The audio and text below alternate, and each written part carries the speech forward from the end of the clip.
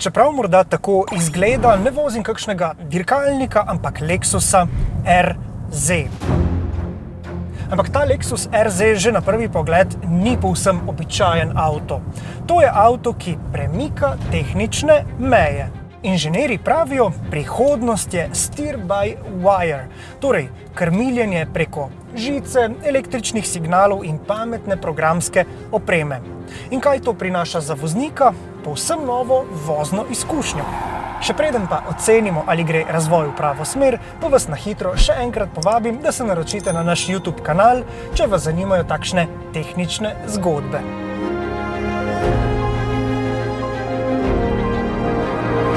Pri steer-by-wire sistemu mehanske povezave med volanom in med zobato letvijo ni.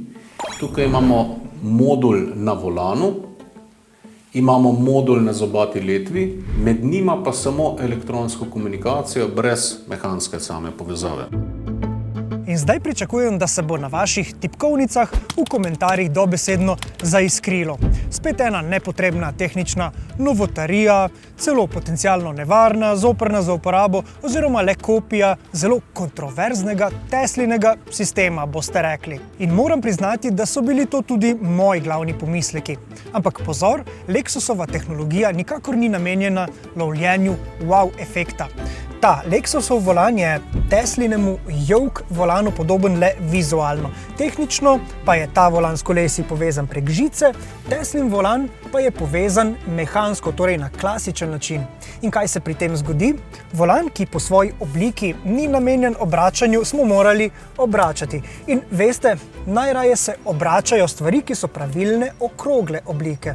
In na tem mestu pridemo do glavne lastnosti Lexusovega krmiljenja. Poglejte, od enega skrajnega konca do drugega skrajnega konca je le 300 stopinj obrata, torej po 150 stopinj na levo in na desno stran. Torej za en poln obrat volana sploh ne rabimo narediti celotnega kroga. Medtem ko imamo pri klasičnih sistemih nekje okoli 2,5 oziroma 3 obrate. Gremo to preizkusiti v praksi. Pametna elektronika nam omogoča, da je krmilno razmerje oziroma prestavno razmerje krmiljenja variabilno. Naprimer, v kakšnem go-kartu, ki ima direktno krmiljenje, je to prestavno razmerje 1:1, torej volan zasukamo za 1 stopinjo in prednji kolesi se obrneta za 1 stopinjo. Seveda to je za serijske avtomobile povsem neprimerno in tako imamo to razmerje pri kakšnih zelo športnih avtomobilih 12:1, torej volan zasukamo za 12 stopinj in kolesi se obrneta za 1 stopinjo. No, pri kakšnih terencih, ko imamo precej bolj posredno krmiljenje, pa je to razmerje na primer 20:1. To variabilno razmerje nam omogoča, da se volan vseskozi prilagaja našim potrebam. Ko na primer manevriramo oziroma obračamo na kakšnem parkirišču oziroma ko moramo odpeljati kakšen oster, na primer 180-stopinjski zavoj, krmiljenje postane zelo direktno. Ampak če bi pri tem imeli recimo klasičen volan, bi bil ta volan izjemno zahteven za obračanje. In poglejte še na primer pri slalomu, kako malo moram vrteti volan, da z lahkoto spreminjam smer avtomobila. Pri tem se moji roki nikoli ne prekrižata oziroma nikoli ne rabim preprijeti volana. To je tisto, kar steer-by-wire dejansko omogoča.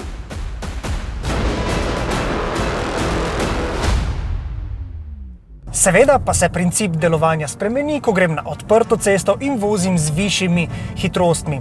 Takrat si od avta želimo predvsem predvidljivosti, stabilnosti in temu primerno se prilagodi tudi krmiljenje. In seveda, ko vozim z višjimi, tudi avtocestnimi hitrostmi, volan postane manj občutljiv na tiste drobne zasuke oziroma tisto neželeno trzanje voznika. In tako avto lepše ohranja smer oziroma ostaja bolj stabilen tudi takrat, ko je voznik manj pozoren oziroma površen na volanu. No, in to obnašanje krmiljenja je precej drugačno od tistega, ki smo ga prej spoznali na parkirišču. Če bi se recimo zdaj volan obnašal enako, bi bila vožnja precej živčna. Poglejte, če zdaj recimo takole drobno zasukam volan, se avto skoraj nič ne premakne.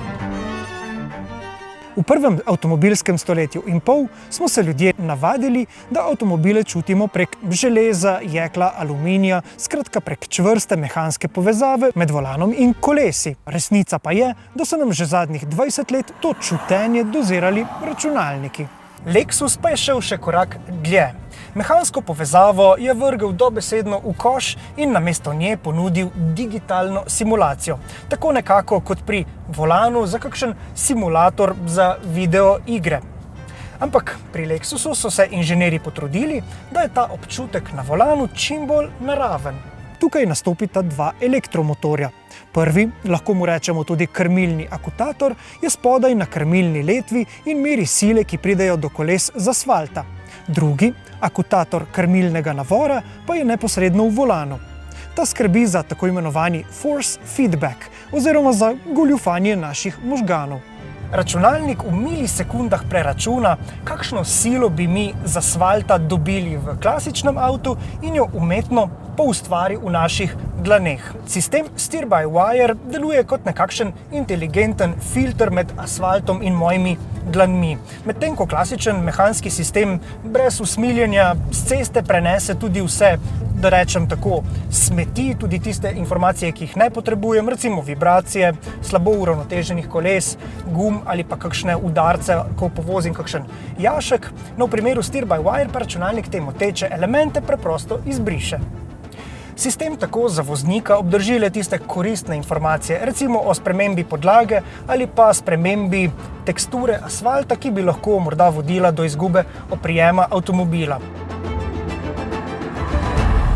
Kar se prenaša preko koles, je prefiltrirano v smislu, da so bistvene informacije podane vozniku, na osnovi katerih se lahko on odloči, kako bo odreagiral v dani situaciji. Ampak a je to namenjeno samo nekomu, ki se želi voziti udobno, ali je to lahko namenjeno tudi tistim, ki se želimo voziti športno in ki želimo s ceste čim več povratnih informacij? Opcij, ki jih ta sistem omogoča, je še veliko in taki sistemi bodo zaživeli ne samo v enem segmentu vozil, ampak bodo pokrili kar veliko segmentov vozil, tudi športnih.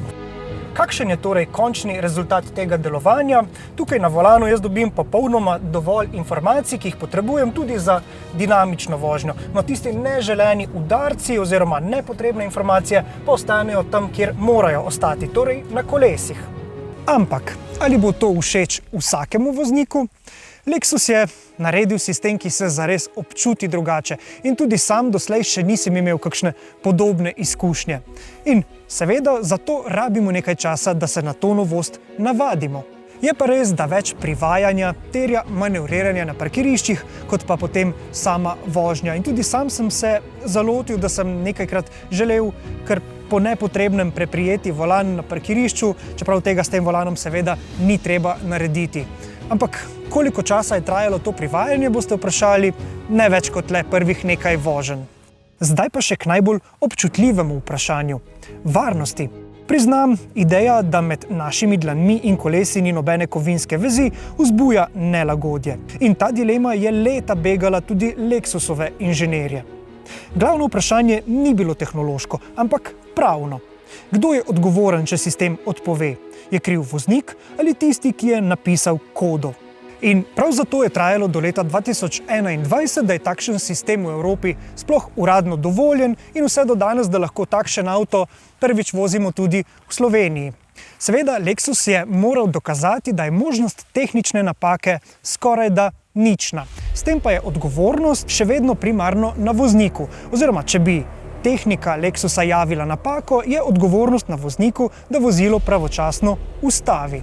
Je pa to sicer poznana zadeva, ki jo uporabljamo tudi že pri zavornih sistemih, kjer nimamo med zavornim pedalom in glavnim zavornim valjem mehanske povezave, ampak tipala lopute za zrak so na primer krmiljene na tak način, pedal za plin ni mehansko povezan z loputo, ampak ravno tako sprejema signal, oddaja komando aktuatorju, ki odpira loputo in tako naprej. Tako da princip delovanja je poznan, je pa to prvič na volanskem sistemu, to je res. Kateri so tisti največji izzivi, ko se razvija takšen sistem? Predvsem predvidevanje različnih situacij, ki jih pa ni na stotine, jih ni na tisoče, ampak jih je na milijone in milijone. In vse to skupaj predvideti, na eni strani, da bo varno, na drugi strani, da bo pa naravno za občutek na volanu za samega voznika, zahteva zelo, zelo veliko testiranja, predvsem pa zelo, zelo kompleksne algoritme. Tako kot pri veliko novih vozilih, veliko novih sistemih, so tudi tukaj ogromno delo opravili programerji. In če vas ob teh informacijah še vedno stiska pri srcu, pomislite na tole. Ko naslednjič poletite na dopust, bo pilot več 100-tonskega Airbusa ali Boeinga usmeril preko popolnoma enakih žic, kot jih ima ta Lexus. Tehnologija fly-by-wire že desetletja varno drži letala na nebu s pomočjo trojne redundance. Lexus uporablja isto logiko. Tukaj imamo en modul, v tem modulu sta dve tipali navora, ki merita, s kakšnim momentom vrti volan voznik. Potem imamo računalnik, reducirano zavljanje in pa elektromotor. Tukaj imamo ravno tako računalnik, reducirano zavljanje, elektromotor in pa tipala položaja zobate letve. Vse skupaj je potem duplirano in kar se varnosti tiče, imamo dva računalnika, imamo dve tipali, dva elektromotorja, dve napajanji, in imamo glavni krog in imamo dodatni podporni krog, plus dodatno napajanje, če bi prišlo do izpada 12-voltnega klasičnega sistema. A je ta tehnologija bistveno dražja od tiste klasične izvedbe? Glede na to, da je to nova tehnologija, je to seveda trenutno še dražje. Ampak, ko bo to prišlo v masovno proizvodnjo, bodo posledično po prvem zakonu ekonomije tudi stroški močno padli. Tako ali pa tako se pa moramo tudi proizvajalci vozil pripraviti na novo dobo, novo ero, tudi avtonomnih vozil, kjer pač take opcije klasične ne bodo več opcija. In ker zdaj volanskega droga tukaj ni več, so inženirji dobili tudi nekoliko bolj proste roke pri prostorskem načrtovanju. Armatura je zdaj malo tanjša, potniška kabina je lahko malo daljša, no za različne trge, tiste, ki vozijo po levi ali po desni, pa zdaj tudi odpade težava, da morajo inženirji razviti dve različni šasiji, ker lahko zdaj volan preprosto priklopijo točno tja, kjer ga potrebujejo. Spodnji del, ker je odrezan oziroma tak kot je, omogoča tudi precej lažji vstop in izstop, omogoča precej boljšo preglednost nad instrumentno ploščo in pa precej boljšo preglednost nad okolico vozila. Naslednja stvar, zelo pomembna, ki je bila tudi v mislih razvojnih inženirjev, je pravilna drža volana. Pravilna drža volana je 15:3. Torej, ko se enkrat na to tehnično novost navadite, je občutek pri krmiljenju tega avtomobila pravzaprav odličen. Zavijanje je zelo lahkotno, zelo hitro in zaradi svoje preciznosti deluje skoraj futuristično. In v primeru Lexusa RZ je krmiljenje tako celo najbolj dinamičen del avtomobila. Podvozje pa je medtem bolj nastavljeno za udobje. In tako jaz že čakam, da lahko morda ta sistem v prihodnosti preizkusimo tudi v kakšnem zelo športnem avtomobilu.